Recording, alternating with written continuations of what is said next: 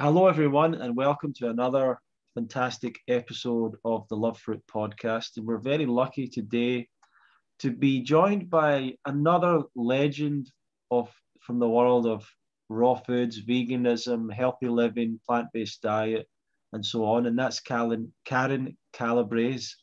Karyn is a raw foodist and restaurateur from Chicago. She started one of the world's longest running raw food restaurants, Karyns Raw Bistro. She initially worked as a professional model and was featured in national magazines and television commercials before moving towards helping people with a raw food diet and eventually opening up a number of different restaurants and a spa, writing books and teaching people all over the US about the raw foods diet and the healing that it brings. So Karyn, is there anything else that you would like to say about yourself in introduction? Well, I didn't just jump right into being a raw foodist. I was a vegetarian first, and then I was a vegan.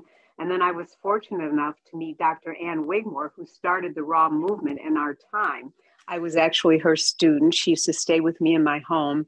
And it was like an evolution of becoming this way. I didn't just all of a sudden read a book because there weren't that many books on it back 40 years ago when I started. Sure. So I didn't go from A to Z overnight. It was a process for me. But I've been plant-based for over 50 years now. I've been raw for a little over 40 years now. And it's just been one of the most marvelous assignments of my life that I've ever had. I love that word. I've never heard someone put it that way, but that makes so much sense. Yes. I would like to ask firstly, Karyn, about your upbringing. Were you brought up on an alternative diet, or was it kind of a standard American upbringing? Oh my goodness. I'm African American, and I certainly grew up on a standard African American diet. But what brought me to this world was all the women in my family died overweight and very young. My mom died at 47. My grandmother died at 50. And my great grandmother died at 60. So all the women were like going. In fact, I took care of my mother till the day she died. And I was a very sickly child. So I knew that I needed to seek out something different. And I will tell you this straight up. I'm 75 years old. I don't know what illness is. I don't know what tiredness is. I don't know what surgery is. It's just been this way of living. And I have no judgment of anybody choosing to do anything any way that works for them in their life. But I feel I've been given a wonderful opportunity to live a lifestyle and hopefully help young women and men understand that it's cause and effect.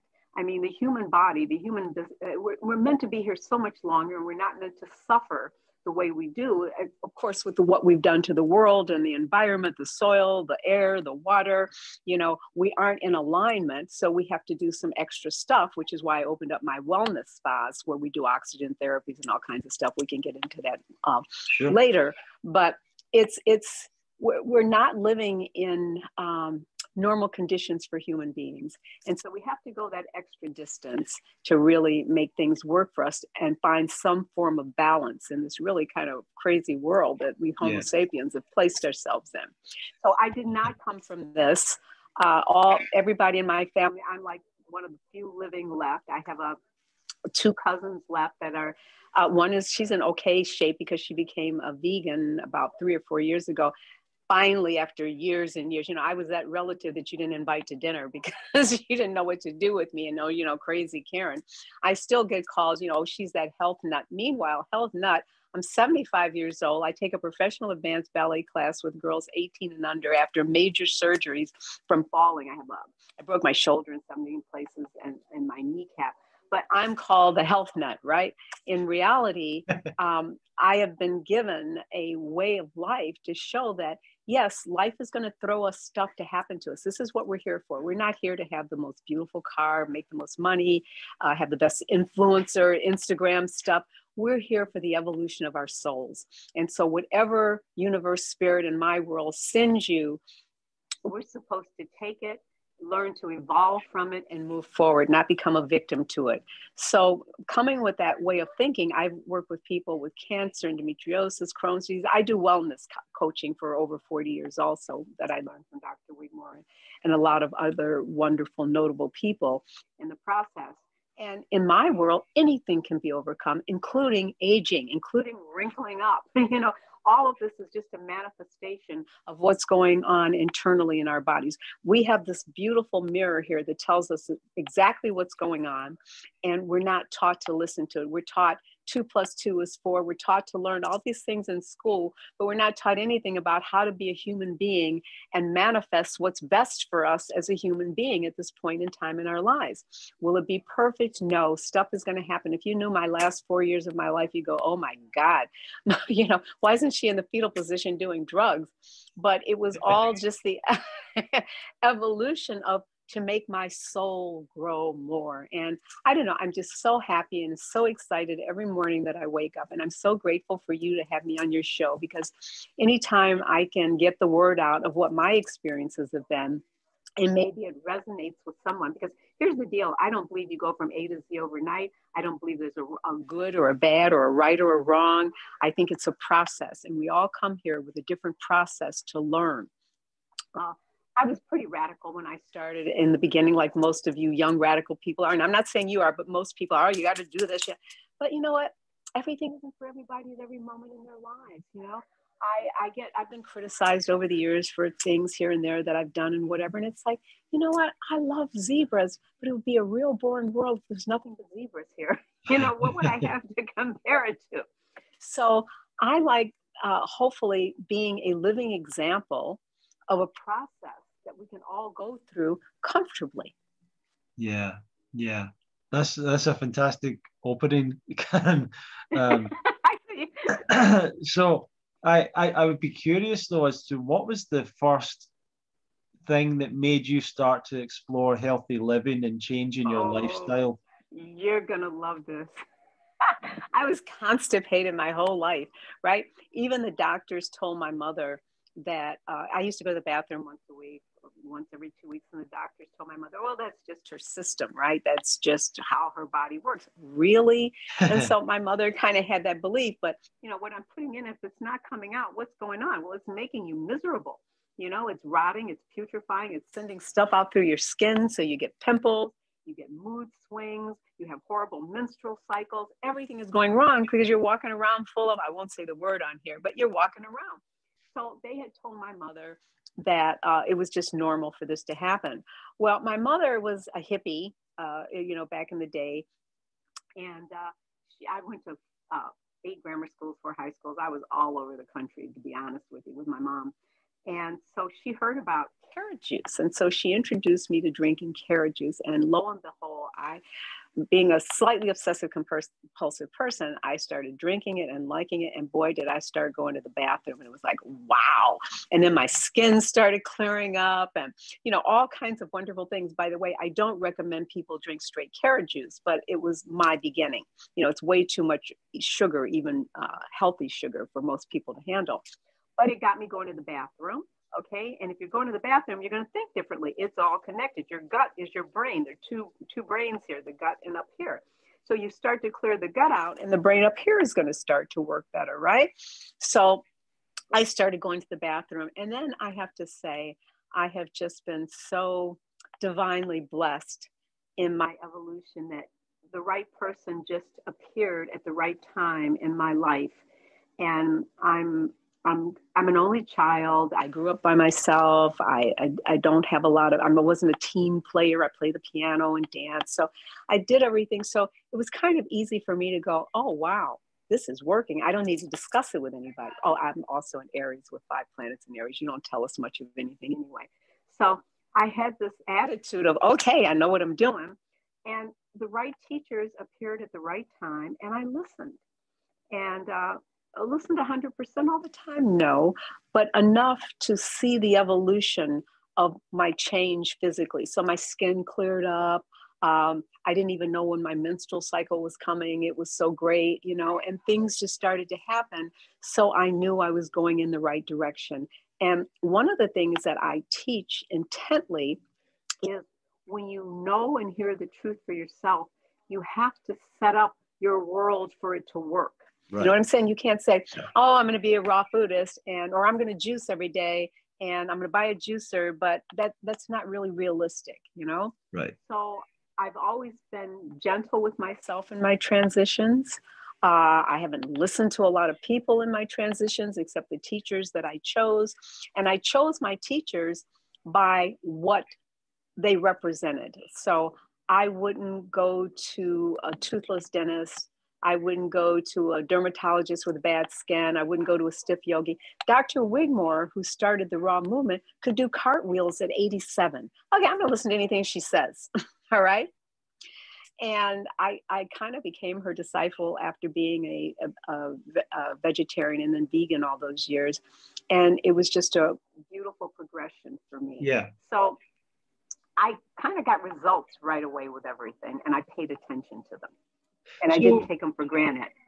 So what were the stages along the way and what inspired those? You talked about being vegetarian, being vegan, and eventually finding the raw foods more. Did you have particular books or teachers or classes that were happening? No, here's what happened. Okay, so my mother started me drinking the carrot juice, right? Yeah. And I kind of developed it. This is why I know it's not a natural instinct for humans to eat dead flesh. So I'm drinking all this carrot juice. And like I said, I wasn't just drinking a couple of gallons. I was drinking gallons, you know, because it was making me feel good. And I was getting all this energy and pooping. And I developed a natural repulsion to red meat. So I just decided I wasn't going to eat anymore. I haven't read anybody or anything. When I looked at it, it was like, ugh. But I was still eating chicken. This was way in the beginning. And then one day, I've always been a good cook and I love to food prep. I learned from my great grandmother. And one day I was making chicken soup in the kitchen and I put the chicken in the pot and I forgot about it. And I went to go put the vegetables in and the bones were floating over here and the skin was, and I thought, what are you doing? You know? And so I never ate chicken again after that. So it was paying attention to myself, which I don't seem to have a problem with, and what was happening around me. It was like honing in on, okay, this doesn't feel right anymore. And then I was fortunate enough to read some of the great books and people out there, Pablo Arriola and a bunch of other people that a lot of people don't even know about now. Viktoras Kulvinskas, I read Survival in the 21st Century. He and I are still best friends. When I read stuff, it resonated and I set up my world to be a part of. Now, I'm not saying I've been 100% perfect along the way. Yeah. You know, I had my backward steps, but I was also realizing that those backward steps, I would go, wow, I don't feel as good as I did, or wait, I got a pimple all of a sudden, or whatever. Mm-hmm. So it was paying attention to me, the most magnificent thing I have and that I'll ever be given to pay attention to. And that's what I really tell people to do. Put all your time, your energy, your money in you, and it'll pay off because then you grow bigger shoulders to help thousands. Wow. Great, amazing message. How did you find Ann Wigmore? And can you tell us a bit about her? I don't think people know a lot about her nowadays. Right. She's responsible for us drinking wheatgrass and all the green stuff people are drinking. And she and Viktor Kulvinskas, who's still living, she's responsible for the raw foods. I mean, there were the natural hygienists too, but they didn't, that I know of, have they didn't push it out like she did, or maybe I just wasn't on their lane or track to get it. Right. But for me, she was the first person in getting out. She had an institute in Boston, the Hippocrates Institute. So I was busy being a vegan and doing all my stuff here in Chicago and still doing some modeling and, having a good time with my life. I like to tell people I was a pot smoking vegan in the beginning. I do no drugs now. And people point their fingers at me and go, oh my goodness, you smoked pot back then. It wasn't right. I'm going, hey, it's part of my process. I'm doing what works for me. And that's how I look at life. I don't now, and I don't judge people who do, but so I had met this girl who was a airline flight attendant, and she said, oh, you're a vegetarian. Have you heard about Dr. Wigmore and raw foods? And I said, no. And I just called her up on the phone, and she spoke to people then, and I talked to her, and she invited me to her place in Boston. And I just went, didn't have money or anything else. I just found a way to go. And I had children at the time. I was a single mom. And I went, and my whole world changed going raw. I mean, I like to tell people going from being a carnivore to a vegetarian was like, oh my God. And then going from a vegetarian to a vegan was like, really? And then going from vegan cooked to vegan raw, I thought I could walk on water, right? You know, you could just feel the transition. I felt the transition, I'll put it that way. And I know so many people today, they read a book because there's so much out there now and they become raw. And I think that's wonderful if it works for you. But I also hear of a lot of people that have done it, and 5 years later or 7 years later, they're back. You know, there were some very huge people on Instagram for a while that were the raw food queens and doing it now, they're eating meat again. And that's their process, of course. But I do believe that little going over bridges along the way helped me to sustain it for 50 years. Well, you didn't. It gave me. Yeah, and you didn't have it easy back then. You had to go to Boston to learn about this, and you know, phone and up read and books. Right. And there was nobody in Chicago doing it at the time. I was like that real crazy lady when I opened up the first raw restaurant. I think there was one other one. Aris Lafam had a place in New York, who's one of the greatest raw food chefs in the world. And the other one, there were 4 guys from Morehouse College had a place in Atlanta, a raw. That was the only thing that I know of in the world that was going on raw at the time. And, you know, Dr. Gabriel Cousins, who was one of my initial teachers, in fact, he spoke at my place years ago. There was him. And then there was the Optimal Health Institute in San Diego. Yeah. That was a Wigmore place originally, and eventually Rachel Solomon. And I started going there on a consistent basis. And here's the deal. And here's what I think more than anything. Even though I'm 100% raw, even though I don't drink, do drugs or smoke or anything whatsoever, I still detox my body 4 times a year. So I started going to Optimum Health Institute 2 to 4 times a year, taking every class they had, like it was a beginning class, like I'd never heard it before. So I think I got it on a cellular level. It wasn't an idea or a thought. It was in my body. Wow. I have no choice. Do you know what I mean? I'm not preaching it. I have no choice. Not that I want one, but I got it on a cellular level, which I think a lot of young people and young converts are missing a little bit because, you know, they hear the word, they do it, they start preaching it, and it sounds right, but it isn't in their cells yet. It isn't in their, you know, it is initially, but it hasn't really been awakened. We are born to do this and live this way, but I don't know that it's been awakened yet. Yeah. So I think, and this is what I preach the most, is no matter where you are, you need to cleanse and detox your body a minimum of 4 times a year because you're living in an insane world for humans. I mean, I don't drink, smoke, or do drugs, but I'm driving behind buses. I was just in traffic before I met up with you, you know, and a little stress there or whatever, because I had to talk to you and meet you. I had a little stress there. But I'm saying the world isn't set up. If we lived in a jungle, in a rainforest, then we probably wouldn't need to. But even the way I live, I cleanse and detox my body without fail 4 times a year. And that includes fasting, but I do things to work toward it. And it includes a certain amount of spiritual practices and emotional. I've just started doing something called TRE therapy, which releases stuff in your system emotionally that we hang on to that creates stuff. So finding 4 sacred times a year just to work on you in every way that you think is the best way, I think is the most important thing that I can teach and message I can give. That's fantastic. Amazing. Let me ask, so you went over to Ann Wigmore's Institute, and a lot of people might know that turned into Hippocrates, and that's still running to this day, the Hippocrates Health Institute. And where did it go from there in terms of, did you find it a relatively easy transition to stick with the raw food diet? And well, yeah, you know, because I love to food prep. Yeah. And because I'm obsessive compulsive, I don't know if you picked that up yet. I started making food. And I became raw before I went there. I had Ann Wigmore at my house because I used to go, there was a place here in Michigan called the Creative Health Institute that also did the same thing they did at her place. And she would come to Chicago a couple of times a year.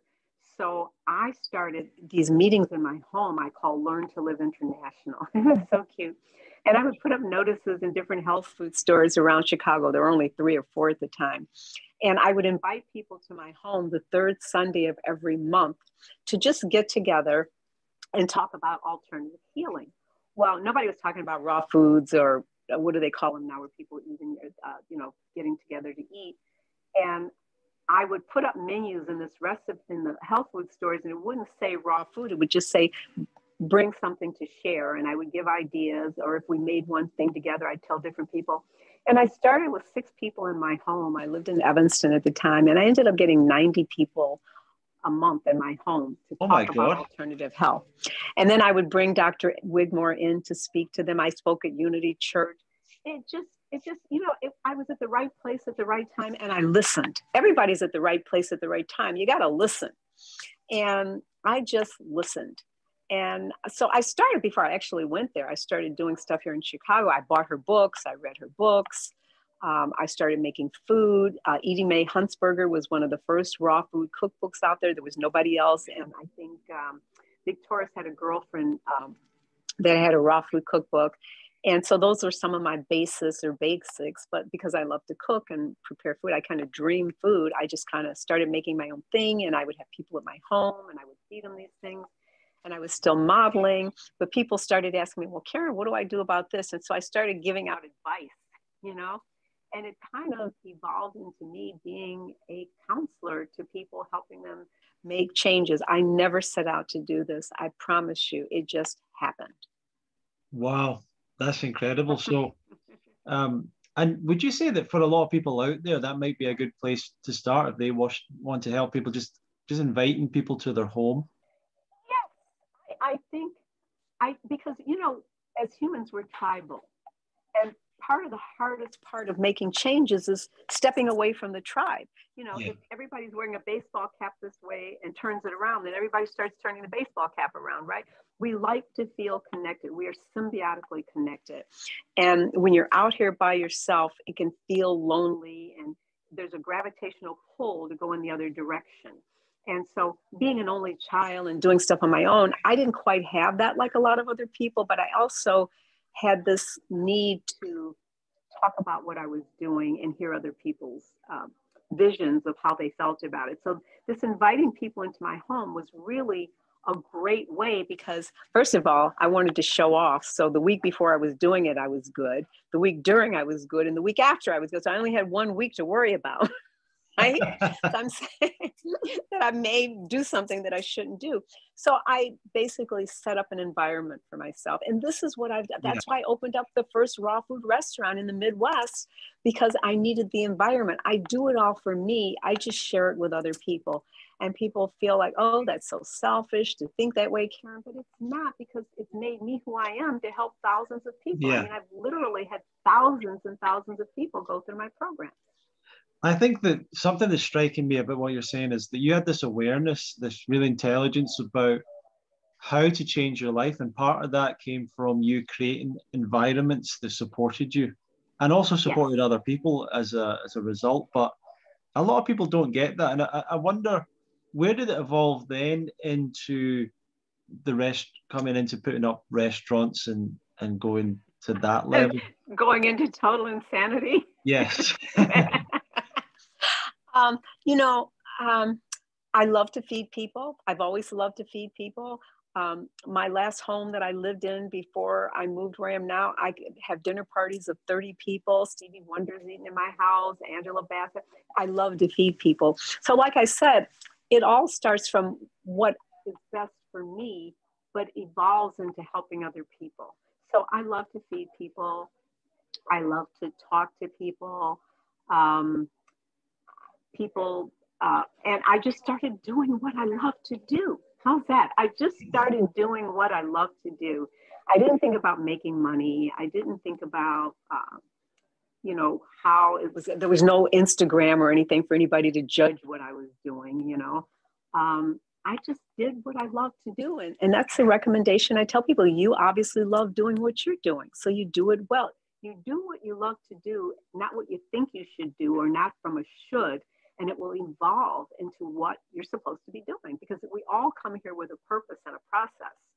It's figuring it out. And I thought I was supposed to be this, you know, hotshot model traveling all over the world like I did, you know, well, that wasn't actually what was meant for me.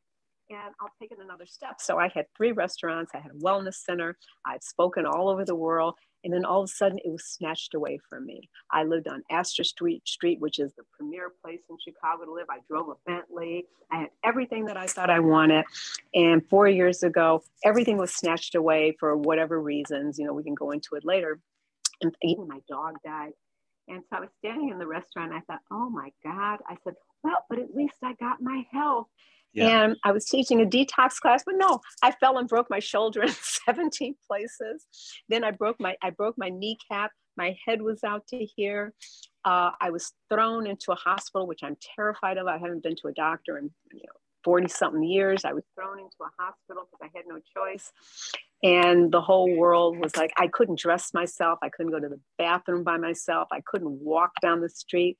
And I thought, what is going on? Well, I'll tell you what was going on. The mystics believe, and I do too, that we live in 10-year cycles. And when you get to 70, you die. But you don't have to literally die. You can die because you're not thriving in life any longer. You know, you're watching the same judge shows on TV. You're going on the same cruises or the same restaurant. You're just kind of surviving in life at 70. So I think God universe said, you've done such a good job so far, Karyn. I'm not letting this stop. Whoosh, I'm taking everything away from you and you got to start all over again. Oh, wow. And it's been the biggest joy of my life. Not initially when it all happened, but when I figured it out and I was able to change. This is a whole new spa center I'm doing now. I'm opening up another restaurant. The other's closed. Not my fault, but things happen. And I moved from my beautiful palace I live in the suburbs now, which is why driving to the city is unique for me. But I was so happy before, now I'm happy and grateful. And now I'm coming up with new things. Like we were talking, I think everybody needs, I'll do one quick commercial. I'm teaching a sugar break now. Okay. I'm thinking everybody in the world needs to take a break from sugar. And I know I angered a bunch of people because I'm even talking about fruit. But here's the deal. When I went from being a carnivore to a vegetarian, big difference, vegetarian to vegan, big difference, from vegan to raw, big difference. When I gave up all sugar except tomatoes and red peppers for 6 months, I went another whole segment. I eat fruit now, but I figured my body needed a rest because the sugars and the fruits today that we eat are not like when man was created. The lifestyle of how people are was not when we were fruitarians. We were roaming the planet. You know, we had to work. We didn't sit behind our computers and drive to the grocery store to get our fruit. We had to work for it. So we needed that kind of insulin sugar buildup. So, and I made I was doing a live and I made a few little fruitarians upset with me. I had one little girl go, well, Karyn, you're only 75 and you're saying no fruit. There are guys in the jungle climbing trees to get their fruit. And I go, but there's the operative word. They're climbing the tree to get the fruit. They're not strolling to their supermarket or driving there. So it's a continued evolution of how can I live and do better in this world? I do it for me. And then I try and pass it on to anybody that's willing and ready to listen to. I do have a sugar break kit available. Anybody interested? That's the only commercial I'll do. But I think people need to take a break from sugar too. All honey, syrup, maple syrup, coconut sugar. The only thing I do have people use during this break is monk fruit and stevia because they actually balance the blood sugar levels. But everything else, I think people today, even if you do 10 days, 5 days, you will feel and see a difference in your system. Thank you very much. So, Karyn, something that's well known is that making a restaurant a success is like almost impossible, really hard thing to do. Well known as one of the most difficult things to do in business in many ways to make a successful restaurant. Mm-hmm. What was that journey like for you? How did you come to success with that? Okay, So I opened up in a burnt out area in Chicago because I had no money. I actually sold some jewelry and borrowed to open up this first restaurant. I had nothing. And people used to walk by my restaurant, stick their fingers down their throat, like, I had raw food, Karyn. And for some reason, I don't know, universe said it, I was put on Oprah show. And after I was on Oprah, it was like, oh, maybe we got this here in Chicago. And I changed it from raw Karyns to just good fresh food. So I took the raw out of it. You could use it now, but I took the word raw out of it at the time. Because, I have to tell you, I even had, the police thought I was doing something illegal there because I was growing wheatgrass. I was the first person to grow wheatgrass in Chicago, and I was composting in the basement there. The Board of Health came in and closed me down. They didn't know anything. They'd heard never juice bars and all this was not heard of. So I did have a uniquely difficult time in the beginning, but I have to say, God takes care of fools and children, and I'm not a child. So it was just meant to be. Great. So you talked about being on Oprah and serving various... Three times. Oh, fantastic. What? Who are some she of didn't have me on for raw foods. She didn't have me on for raw foods. She had me on because I think I was 52 at the time. And because I wasn't, she had women not aging. Oh, okay. So she had me on, but I talked about it. I got it out there. I spoke about it and got the word out. And so she didn't have me on for raw food. She didn't know anything about it. Who are some of the other celebrities that you've met, and you talked about having a number of people at your dinner parties and stuff? Do you have any stories about this? Well, Beyonce came to the restaurant. Angela Bassett was just here about a month ago at my wellness spa. Stevie Wonder, God love him. In fact, he ate at my house. So he came into town to do a concert. And he called me up when the concert was over. It was about 10 or 11 o'clock. I didn't go. And he said, hey, Karyn, I'm hungry. And I said, well, the restaurants are closed. I'm sorry. And I'm sorry. And the phone was ringing. And he said, I said, hey, I'm sorry. I'm trying to pull the thing out.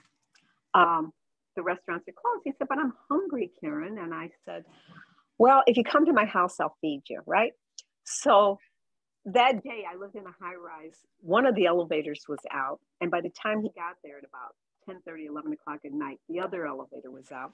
And somebody on the 25th floor needed a defibrillator. And so the police were downstairs, the fire department was downstairs, and everybody was, trying to get this up. And all of a sudden Stevie Wonder pulls up with his entourage. And everybody's taking pictures with him downstairs. And he had to walk up 20 flights of stairs to my house to have dinner. And people were passing him in the back hallway, seeing Stevie Wonder and his entourage walking up. And he stayed till about 2, 3 in the morning. I made him soul food, cooked soul food, not raw. I made him cook soul food. And we had a marvelous time. So I've had Fraser Thomas has been to my place. Let's see, who's the... I don't even always know everybody when they're there. Who's the funny comedian? Will Ferrell has been there. Oh, wow. And, let's see, who else? I don't know. People were coming in left and right. And I just was always so excited because I had something that could help people. And they had a reason to come to Chicago other than what they were here for. Do you have any advice for anyone who's interested in starting a raw food restaurant? Absolutely. Go work for somebody else for a year first. Learn the restaurant business first. I didn't do that. Go learn on somebody else's dime. Even if you don't work for a raw food restaurant, work for a restaurant. So you understand that business first. Yeah. And then start small. I didn't do that either. Start small and have another objective other than just the restaurant, I think, because what actually helped me to start turning it around too was I started teaching detox classes out of the space, and that brought people in. And I started bringing in other speakers like Dr. Gabriel Cousins. Different people would come in and speak at my restaurant. So I think or maybe now, I don't know, it's so popular, maybe they don't need to do all that, but I'm in the process of opening up a place out in the suburbs where I live now too. I'm 75, I'm still making my dreams come true. So I'm in the process of opening up another space, and I'm kind of figuring out I'm going to put a classroom in there. I'm going to have somebody teaching some yoga. So it's not just for food, but it may work.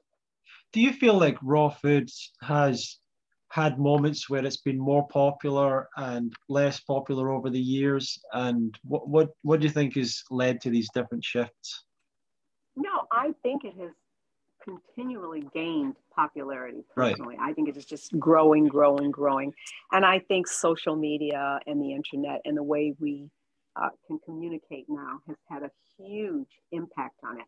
Because when I started, you were still sending faxes, being on television I've been in Harper's Bazaar, being on television and magazines was a big deal then. I've talked to some raw foodists now who don't even know what Harper's Bazaar is, Yeah. So I think the social media has made a big change. I think the young people today feeling more of an unrest in the world, looking for more and have a stronger warrior-like attitude toward, doing it. I think you need both. I think you need the feminine and the masculine. And I don't know that we had as much masculine energy in it in the beginning as we do now. So I think the two things, the crossover and having the whole internet being a huge part. And I have to tell you, I am not a big social media fan. I have to pay somebody to do it for me. I just found somebody because I feel that it keeps me from being present. Right. And I have to work on that anyway, but it's so necessary. Yeah, and obviously your philosophy around raw food. We have a lot of people on this podcast we've interviewed that are more on the fruitarian side, and it'd be interesting to hear what is your philosophy or what is your style of raw foods. Has that changed over the years, and what would be like a typical day for you, a particular menu for you on a typical day? Well, first of all, the one thing that I noticed most about the young raw foodists are they eat gargantuan amounts of food. I mean, I look at the troughs of food and I look some people doing there and they're eating and drinking the whole time. Actually, they're not supposed to eat that much, So, but it's a wonderful beginning because emotionally, maybe you aren't ready for it. So you need to constantly be eating or doing something to feel it. If you saw what I ate in a day, people would wonder how I exist. Now, I do go through moments because we're actually meant to be breatharians. We started out as breatharians and then we became fruitarians and then we became vegans and then vegetarians and then carnivores. And I've actually met a breatharian when I was in India. I spent a month in India. I worked in a soup kitchen in a leper colony, and I met some of the most incredible human beings on the planet spending that time over there. And so what I notice with most of the people, they eat so much food constantly all the time. I get up in the morning and I have water and I have structured water because that's what, and I structure my water through a machine and it comes from it's not a regular tap. I have a machine on that, an alkaline thing, and then I structure the water and then it gets further structured. I have a whole little, if I was at my house, I'd show you, I have a water station in my house because that's the most important thing to the human being. You're 70% water, your brain is 70% water, the planet is 70% water. So the water you put in your body is the most important thing that you do, and it's supposed to be the first thing that you do in the day. So I start my day with water, and I'm not very hungry after that, especially structured water makes you feel, it's like food. So I'm not very hungry after that. And if I'm hungry, I may have what have I had today? I've had nothing today other than my water. But I brought along some raw yogurt that I made that I could mix with a little Irish moss, and I may eat that with some spirulina added to it. I mean, you can't go by what I eat because I'm like an alien.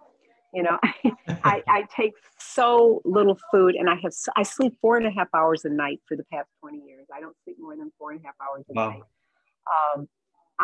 Which is why I always end up with all these businesses because I have because you see food, even the good healthy food, your body has to break it down, even though it's a shorter period, but it's spending time digesting. Yeah. I have so much more energy to do everything else. So I will have, I drink wheatgrass sometimes, not all the time.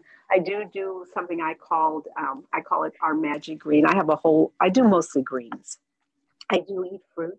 but I don't eat a lot of fruit, and I usually eat it later in the day because it tends to tire me out. Diabetes runs in my family too.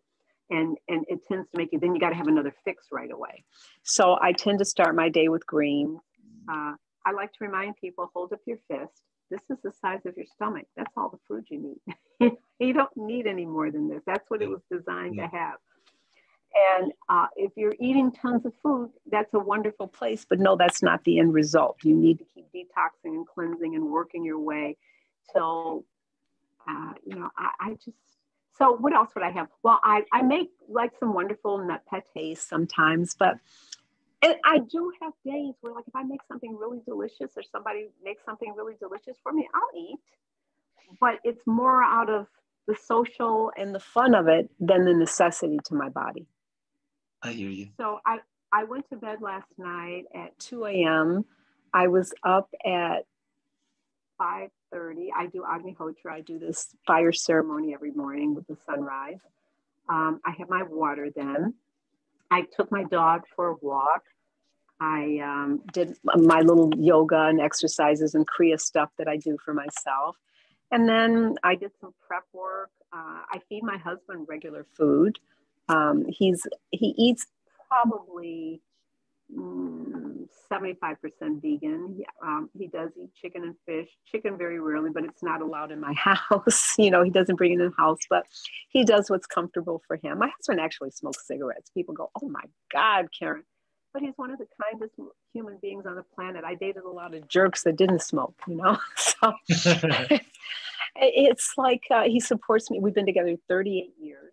He supports me in whatever I want to do. Before people knew about coconuts, he got up one morning. We were living on Astor. I'd gone to Uncle Dan's and gotten a hacksaw. And I was in the kitchen opening up a coconut next to his coffee. And he didn't even say anything. Nobody knew about coconuts. So I'm just in the kitchen hacking. And he just looked at his coffee and went in the other room.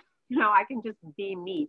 Which, by the way, Arisa Thom is the one that really pushed the whole coconut thing everybody's doing.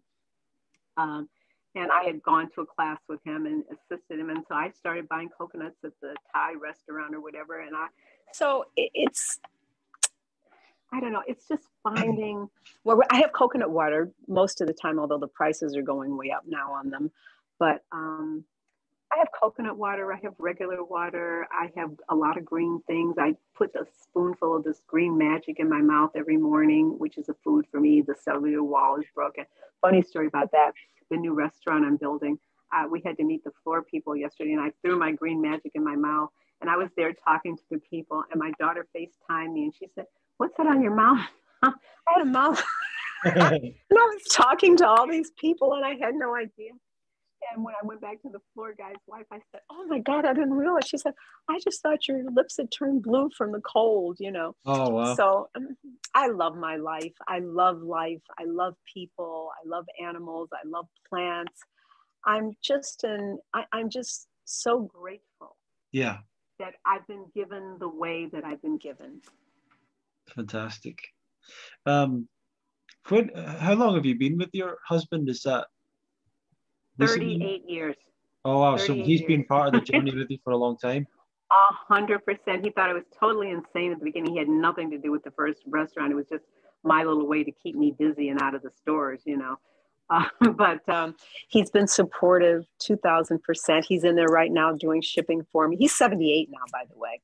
And most people would never know. And he doesn't need Viagra or Cialis, by the way, guys, just because of the way I feed him 90% of the time. We've been together 38 years, going on 39 years. This February, it'll be 39 years. And that's funny because a lot of people are asked the question, could they be in a relationship with someone that has a different diet to them? And obviously you've made it work, and a lot of people do. Well, he has his own refrigerator, but before that, the refrigerator was split in half. The cupboard is split in half. So he's comfortable getting what he needs to get. And when we moved out here, I got him a freezer for the basement. So he buys all these wonderful vegan things you can get at Target and all these places, People go, oh, I wouldn't eat fake meat. Well, it's saving a cow. Why wouldn't you if it's somebody who isn't ready to be where we are? So yeah, I've made it work because He's got so many wonderful qualities as a human being, and we're all on our own journey. I can't dictate somebody else's journey. If you ask me, I'll definitely. I was about to say, if you ask me, I'll dictate it. But go ahead. Let me ask you, what's been some of the most popular things at your restaurants? And I wouldn't be surprised if you've maybe invented a few raw food dishes over the years as well. What are the How things? about kale chips? Kale chips I was the first to do kale chips. I was the first to do almond pate, the nut pates. The kale chips, it was a funny thing. This girl called Raw Mouse, she was one of the beginning raw foods. I don't know if she's still around. She came to Chicago and I made this beautiful kale salad. And we didn't finish it. And I really don't throw anything away. So I threw it in the dehydrator and it was like the most delicious thing we ever ate. So then I started making, and she said, Karyn, she had a business. She said, I'm not going to make this. I'll let you do it in a business first, but this isn't that. But then she eventually made it. And now it's, everybody does it. My pates, the cheeses, I was the beginning of most of the cheeses. I kind of learned it from Victor and Wigmore at first, but I kind of added to it, making all the flavors and stuff. Lasagna, I mean, that's all stuff I did 40 years ago, and everybody's acting like it's a brand new thing, which I'm happy. This is what I started out to make it a household word. But it's a little bit annoying when people say to me, oh, Karyn, have you been this place? Have you been so-and-so? They make this great thing. And I said, well, they probably improved my recipe 1,000%. I'll try it. But I'll tell you one other thing. I'm just telling somebody, I'll call them back. I find that is all the people in our world, all they want to do is talk about food. So I don't hang out with a lot of vegans or raw foodists because I do so much more than food. Yeah. I play the piano, I dance, I read books other than about veganism and raw food. I even read romance novels. I do politics. My world is so much more than just food. Sure. And unfortunately, when you hang out with our people, that's all they want to talk about is food. Yeah. But God bless people. But, we've got to remember to keep ourselves more well-rounded too. There's so much more in the world. Where's your spiritual life going? I was raised a Baha'i. We were originally Catholic, and then my mother, when I was 12, became a Baha'i. So I had to study all the religions from Jainism to everything. And I did that for most of my teen to adult years. But when I became an adult, I discovered Pure Vilayat and I became a Sufi. That's when I went to India. And now I follow a guy named Sadhguru, who I think is a brilliant mystic of our time. So I listen to him. I meditate an hour and a half to 2 hours every morning when I get up. I listen to things that are going to enrich me and my soul for the day. I don't count on me being able to do it by myself, although I can, but I take in other information. My day is so much more than food. It really is. It's funny. I just had a friend you mentioned Sadhguru there. He was just telling me, literally just before we talked, he's going to go for 7 months to go and volunteer at his place or something like that. At Isha, I'm so jealous. My dream is to do that this year. That's my dream. Next year, I'm going to go there next year. He has a place in the States in Tennessee, but I want to go back to India and I want to go to Sadhguru. He's a modern day sage. He speaks of now, which resonates for me. Sure. So I always have some spiritual teacher that I'm following too, that it isn't a particular religion. It's about the vibrations of what we're in and a part of. Do you see supplements as being an important part of your diet? Do I see what? Do you take any supplements or see that as being? Yes, I do. Most of my supplements are green, but I do extra vitamin C and zinc and D3. And from time to time, I put in different things depending on what I'm going. I have a whole line of products also. But I give my husband a million of them, which is why he doesn't need Cialis and Viagra and all that. But I think that, because of the world that we live in that's so out of, even if you're buying organic, the organic farm is next to a pig farm. Do you know what I'm saying? And the wind doesn't stop. Right. And I don't think the soil in many places has the nutrients. So I do Shigelay. I do different mineral forms. Yes, I do a dish. I add to myself. Sure. At this point in time. So we've talked a little bit about the things outside of diet, and you talked about your spa. And what are some of the things you think are important outside of the diet and exercise part of thing that helps to stay healthy, stay vital, stay young?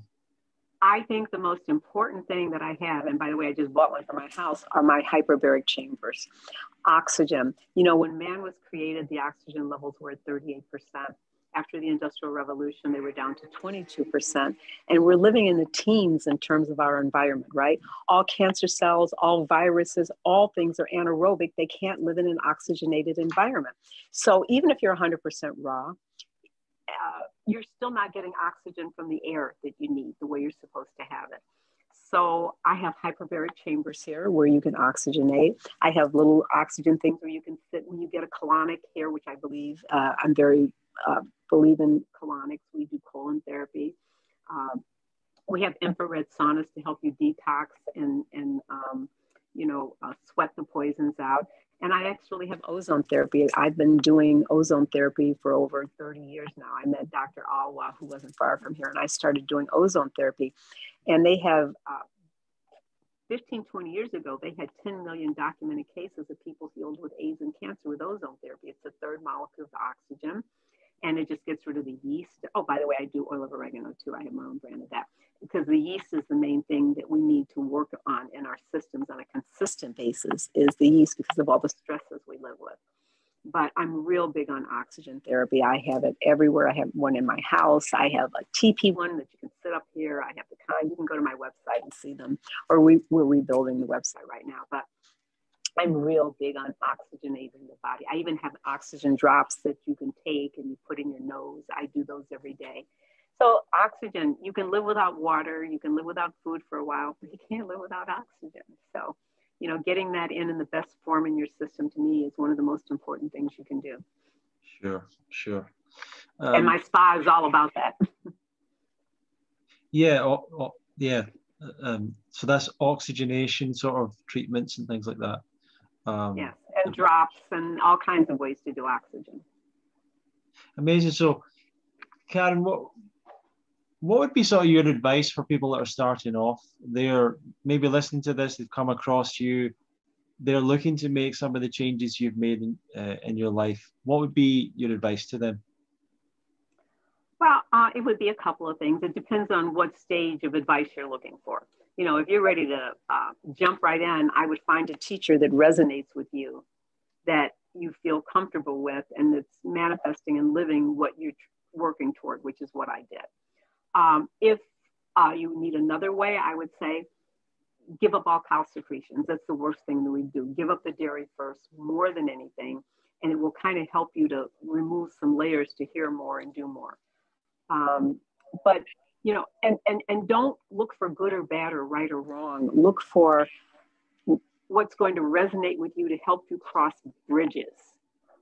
Yeah. You know, we need to cross those bridges. Yeah. And so read everything you can. I know you don't have to read anymore. I have a library here. I have a library in my home. I love books, but everything's on the internet now. Question what you hear, question me, what I'm saying. You know, I don't necessarily have everybody's truth. Yeah. But find somebody that resonates, and don't look for right or wrong. Look for a process that works for you. Excellent. Karyn, what are your plans for the future? Would you like to share some of your dreams and goals with us? Absolutely. I'm going to be opening up what I have in the city, here in the suburbs also. I'm going to put a spa out there because it's a totally untapped market. I think there's one colonic place for miles and miles around. And I have a whole new audience out there, because everybody's doing in the city what I started doing, which is what I set out to do. I just didn't plan on firing myself with it. But people don't need to travel anymore. Everything is everywhere now, which is wonderful. So I'm opening up out there. I would love to spend from January to March in a warm climate. I would love to be in where Victor lives. I don't know. I can't think of it in the moment. but I would love to spend 3 or 4 months away from my life here to write more and, kind of see what develops because I'm not so busy. What else? I'm writing another book. And a lot of it has to do with helping people in their journey, I'm hoping. I just want to continue to heal, transform myself, and learn new, and being a living example of what we can do. Fantastic. I'd like to ask you, you've kind of brought this up a little bit, but you seem to have a spirituality in your life. Would you like to talk about that, what that means to you and why that's important as well? Yes, I start my day off with a thing called Agnihotra. I have one here. It's a fire ceremony, and it's the oldest known science to man. It's in the Vedics, and what it is when the sun rises, particularly when it hits the horizon, and it's different parts, in even different parts of the city. So there are timetables you can follow. It's called Agnihotra. And so when the sun rises, it's the belief that a curtain is pulled back between there and here. And all of this energy comes through when that curtain is pulled back for us to receive and get. So I do that ceremony. There's a mantra you say with it. You burn cow crap, excuse me. And my husband woke up one day and I was burning cow stuff in the house, and he just went about his business. So I do that every day. I do Kriya Yoga. It brings me peace. And I'm very big on organization because I think most people are living in chaos and they don't even realize it. Right. So I'm exceptionally organized. I mean, to the point of people would call it OCD, but it gives me peace. When I was in the hospital for that time, my assistant had to go get clothes for me at my house. And she said she's never seen anything like it. I go, in the third drawer on the left-hand side, underneath this, you'll find this. I mean, I know where everything is, but that brings me peace. Yep. So whatever I'm bringing into my life, I'm organizing it also. Yep. Fantastic. How do people find out more about you, communicate with you, learn more from you? Well, I have been doing these free information seminars. I do them once or twice a month, and I advertise it on Instagram. I just went with this marvelous marketing firm. They're out of the UK, by the way. This guy, Trevor, he has a marketing firm, and so they're setting up. My website needs a lot of stuff, and they're working on it, so it will be relaunched in January. But I do have a website you can go to. I think it's called shopkaryns.com. I'm on Instagram, Karyn Calabrese. I'm on YouTube. I've got a bunch of YouTubes out there. I'm on all the social media. And you can call my spa. You can call me. You can DM me on Instagram. I respond eventually. You know what? I hate typing on the little phone. I really. Yeah. But I'm learning, because I'm sure it's just like people say, I hate not eating meat. So I've got to learn. I've got to be a part of this. So I'm making myself become more a part of it. But you can DM me, you can call me, you can send me messages. You can go to my website if people want to work with me one-on-one. I have all my detox classes. You can purchase different things. I have Black Friday. I did a bunch of wellness boxes you can buy where you want to work on different things. I'm very available. Fantastic. I love being available. And I think something I just thought that I've not asked, but I probably should ask for certain parts of our audience. How do you manage to look so young, so vibrant, your skin and everything? Do you have any secrets with that? Is it just the diet? It's the diet. I don't hold grudges. I don't stay angry. They cause wrinkles. It's detoxing 4 times a year. When I do my next detox, you should have me on again. I'll look even younger than this. I use all natural products, a lot of my own products. I have my own products. I steam and I sauna on a regular basis. I have a whole protocol of what I do. I sleep in my bedroom. My bedroom is kind of like a rainforest. I have lavender water dripping over my face all night. And wow, really? I have plants all around. I create for me. And that's why I'm able to help so many other people. Yeah. I create for me and what I need. But thank you for the compliment. Yeah. No, I mean, this is something that's coming across so much, is that you're someone that creates environments of success for yourself, and you bring things into your life and surround yourself with that which serves you. Right. And then you it draws people to you. And then right. I see my poor husband putting a shelf over the bed when I decided, you know what? Because he doesn't like humidifiers. And so I got out a little travel humidifier we had, and I put some lavender, and I put it by my side of the bed, and all night it was misting over me. And I thought, wow, it's like sleeping in a rainforest. So I told him I needed a shelf over the bed, which he built, and he did. And he has to sleep with the rainforest too, but it's great for him too. He just doesn't realize it. Fantastic. Karyn, it's been a great pleasure speaking to you today. Oh, and my pleasure. I look forward to. I hope we meet someday soon. Yeah, I've spoken in the UK before. By the way, I was brought over by a chiropractic school to speak over there, and it was one of the most marvelous. There was a vegan restaurant that I went to. There was called Mama, and they didn't have any raw there, but I got to be friends with the owner, and she ended up putting raw on the place and whatever. And I went back a couple of times. I took my daughter. I went back to London, but I love the UK. So anytime you want to bring me over there, I'm there. Okay? I'd love to do that. That would be fantastic. That would be amazing. Well, thank you so much for joining us. And for everyone that is watching and listening, go and follow Karyn on Instagram. Karyn. Yep. And go to the spa as well if you're out there in, is it Chicago the spa is in? Or is it Michigan? Yes, it is. Well, it's in Chicago. Yeah. Chicago. Excellent. Excellent. Any last words? Can I say one last thing? Yes. Yeah. My last word that I like to end every interview with, and to me, it resonates with me on a consistent basis, that if you don't take care of your body, the most magnificent machine you'll ever be given, where are you going to live? Thank you so much. I appreciate it. Thank you, Karyn. Fantastic. And everyone, thanks for listening. Thanks for watching. Please share this with others who need to hear this, because a lot of people need to hear this message. And we will see you in the next episode of the Love Fruit podcast. Thank you. Thank you for now, everyone. Thank you.